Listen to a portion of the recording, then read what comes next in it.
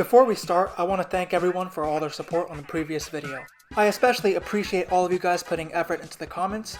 I think that's a sign that the video really resonated with a lot of you guys. So, I want to thank you all for your support, and I also want to thank some of you for sharing it around on Twitter. I saw that go around, and that was quite a pleasant surprise. So thank you all. Anyways, without further ado, let's get into today's video. I'm not sure if these sentiments have disappeared yet, but lots of people have said that Minecraft has either lost its appeal or just felt different ever since the recent updates. It lost that strange sense of isolation, of walking around a fallen world as the last man. It feels too populated, basically. I personally wouldn't know how that feels, because I stopped playing before they added the new zombie variants like the Drowned and changed the way the Nether looked. So for me, Minecraft always retained that feeling of isolation. Of course, it's mixed in with nostalgia, but that's part of the appeal. It's a game that very easily lends itself to a blend of nostalgia and actual quality. One of my favorite things to do on the internet is to fall down historical rabbit holes. I really love alternate history theories, which is also why Assassin's Creed used to be one of my favorite franchises. Personally, I think it peaked around Revelations. Going back to Minecraft, I think that it is a serious contender for one of the best video games ever invented. Its simple but iconic art style and sound design definitely help with that. But I also think this because it is the best simulation of human life ever, and also serves as a microcosm of our collective history. Essentially, it captures the ultimate human experience. You see how people go from a hunter-gatherer society all the way to building massive civilizations, all through the eyes of Steve. And Steve isn't even real. Yes, there's canon Steve, but my interpretation has always been that he is literally you, the player. Minecraft skins have always felt somewhat different than just plain character customization to me.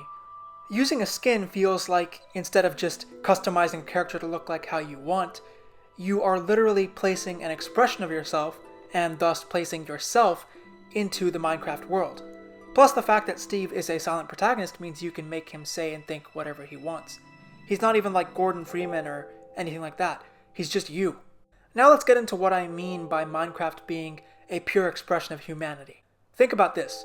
You start off in an unfamiliar world with strange creatures you may or may not recognize that are either friendly, neutral, or just wish to hunt you down. The first thing most players will do is think about gathering resources to defend themselves and to help them interact with friendlier beings. Then they'll build a shelter like a dirt house. So now you have wooden weapons and tools and a house, but obviously it won't be enough. So you go out and you fight these monsters to gain experience. You'll understand how to fight them better or just survive the environment better.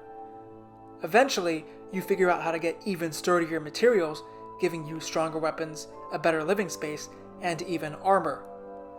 Just like civilizations in our real past have done so many times before, this upgrade in tech will let you expand your world. You'll be able to explore new frontiers, new biomes in the game, and perhaps even encounter different civilizations. So that brings me to the villagers. They're definitely human, they just don't look exactly like you, nor do they speak the same language, but you can communicate and trade with them. That definitely mirrors our own reality and how we meet other cultures. There's also the option of just straight up conquering them, but ultimately that's up to you, the player.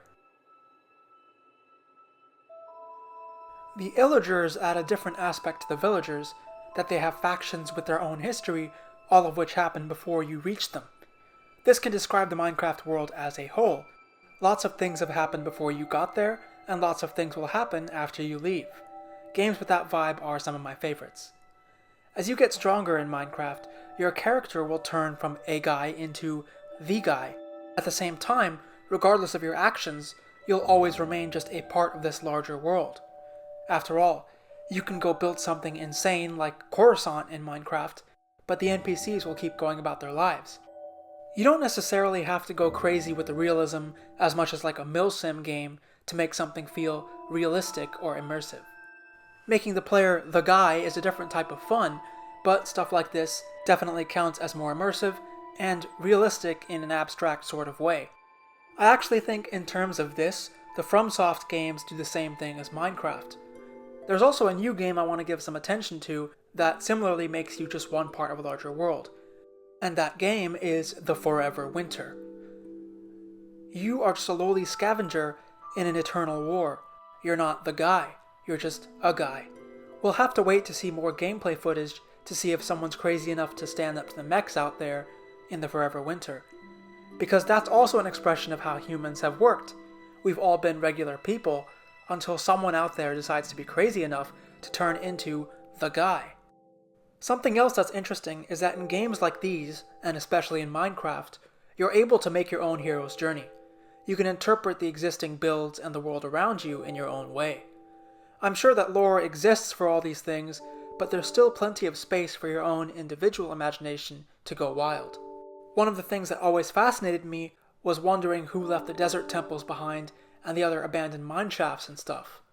There's no real answer to those questions, but theories are everywhere.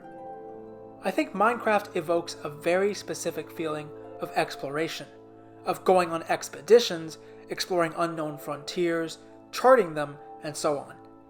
I think exploration like this is one of the most human feelings ever. Maybe that's why we feel like we're at the end of history these days. Everything has been explored already and charted out for us. The only places that haven't are the places we don't have the tech to enter yet. We can try, but at this stage it's unlikely for us to survive those environments, like the bottom of the ocean, for example. Of course, there are also those hidden mystical cities that haven't been found yet, which is also why I like the Uncharted series. This need for more might be what motivated people to first seek out the far lands all the way back in the day, like sailors who wanted to reach the world's end. Speaking of the end of the world, I also think that that's why the Ether was created as a mod. The overworld, nether, and end were all charted out and understood. People obviously needed a new frontier, and since there didn't seem to be one in the game, people just invented one themselves. The existing builds in Minecraft that were coded in give off something I'd like to call the Forerunner effect. Going off the Game Theory Minecraft series here, Steve is the descendant of, or the last of, the ancient builders, the people responsible for all the existing builds in the world of Minecraft. These structures are filled with things that only a player character can effectively use. But you, personally, never put them there. It's the same with the Forerunners from Halo. Only humans can use Forerunner tech, especially the rings, in Halo, because the Forerunners were ancient humans. There are quotes across the original series that basically bash you over the head with this information, even in Reach, a birthright from an ancient civilization, and so on. But that's a topic for another day. My point is, this is also something that I think speaks to our core as humans. This feeling of coming across ancient structures that are not yours, of discovering new lands, fighting off opponents until you're strong enough to where they're no problem for you. These are the most fundamental human behaviors. So, in summary, playing Minecraft activates your ancestral blood memories.